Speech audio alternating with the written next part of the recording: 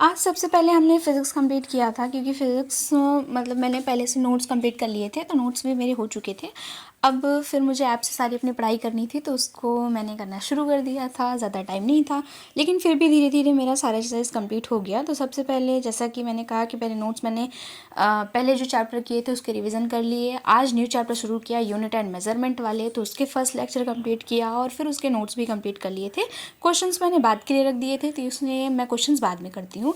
फिर एक new chapter शुरू किया, the living world, first lecture इसका भी कंप्लीट किया और ये भी मतलब कंप्लीट हो गया था मेरा। और फिर मैंने, जैसा कि मुझे पता है मैं वो ह्यूमन रिप्रोडक्शन कर रही हूँ, तो इसका थर्ड लेक्चर था, मैंने उसे भी कंप्लीट किया और ये भी फाइनली कंप्लीट हो गया था मेरा। और मैं ये कांशा मैम से कर रही हूँ, तो एक बार रिवाइज़ करने के बाद मुझे समझ में आ जाता है। और इस चैप्टर का तो मतलब इतने टॉपिक का मेरा एनसीईआरटी भी क्लियर था और मैंने क्वेश्चन भी प्रैक्टिस कर लिया था, तो ये काफ़ी अच्छी तरह से मेरा कंप्लीट हो गया था। और डीपीपी के पीडीएफ्स भी कंप्लीट कर लिए थे, तो वो भी हो गया था। अब फिर हमें मतलब जो मैं अपनी टू डू लिस्ट बनाती हूँ उसके अकॉर्डिंगली मेरा सारा काम होता है। कभी 90%, कभी 80%, थैंक गॉड की हो जाता है। ओके, फिर ये chemical bonding and molecular structure ये चैप्टर है और इसे भी मैंने कंप्लीट किया। और इसके कई सारे लेक्चर्स मैंने देखे हैं शायद पहले, और फिर एक बार फिर से देखूँगी, फिर से करूँगी। और सेम मैं इसमें भी इसकी पीडीएफ भी करने वाली हूँ, ताकि जब डीपीपी करूँ तो ज़्यादा प्रॉब्लम ना आए, मुझे सारी चीज़ें पता होनी चाहिए थी।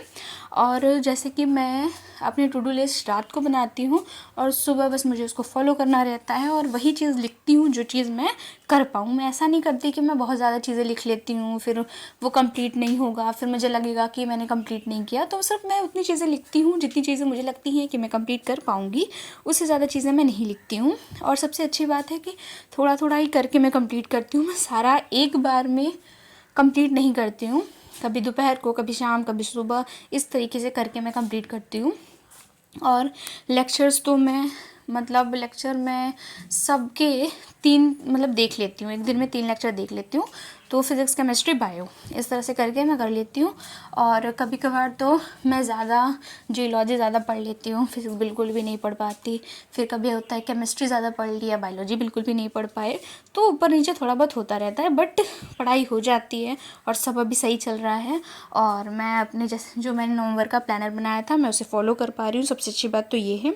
और फिर मैं लास्ट में एनसीईआरटी रीडिंग की, और ये द लिविंग वर्ल्ड की मैंने सारी एनसीईआरटी रीड कर ली थी, क्योंकि मैं सोच रही थी लेक्चर तो मैं ले ही लूँगी, पहले एक बार एनसीईआरटी रीड कर लेते हैं, हाईलाइट पॉइंट्स और जहाँ से क्वेश्चन आए थे वो वाले। तो ये कंप्लीट हो गया था, तो मतलब मैंने अपनी एक एनसीईआरटी